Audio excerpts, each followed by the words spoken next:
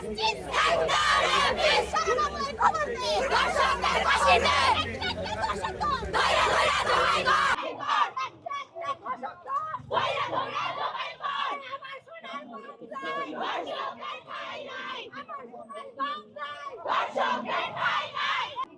যদি আপনার বাসার ছোট্ট বাচ্চাটা, ছোট মেয়েটার এভাবে ধর্ষিত হয়, তখন কিন্তু আপনি একজন পুরুষ হিসেবে আপনার পৃথিবী উথাল পাতাল হয়ে যাবে। তখন কিন্তু আপনার কাছে মনে হবে না যে আসলে আমি নারী কি পুরুষ।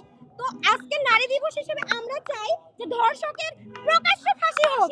এর অন্যতম চাওয়া হচ্ছে ধর্ষকের প্রকাশ্য ফাঁসি। আচ্ছা দেখুন, আমাদের দেশে এত ধর্ষণের প্রবণতা যে বেড়ে যাচ্ছে তার অন্যতম কারণ হচ্ছে আমরা তো ধর্ষকের প্রকাশ্য ফাঁসি দিতে পারতেছি না।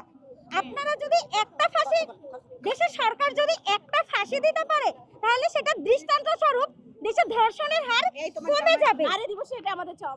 দেখুন, এই যে নুসরাত, তনু, তারা তো হারিয়ে যায়। আমার দেশের সরকার ধর্ষককে অ্যারেস্ট করছে, মাসের পর মাস, বছরের পর বছর তাকে জেলে রাখছে, কিন্তু ধর্ষকের তো ফাঁসি হচ্ছে না। এই যে একটা নির্ভয়, এই যে একটা ডোন্ট কেয়ার ভাব, এখান থেকে কিন্তু মানুষ ধর্ষণের প্রতি একটা সাহস করে।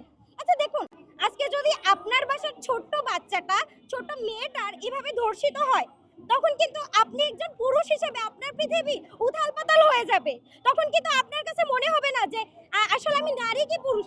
তো আজকে নারী দিবস হিসেবে আমরা চাই যে ধর্ষকের প্রকাশ্য ফাঁসি হোক। প্রকাশ্যে ফাঁসি চাই আমরা। আপু, আমরা কি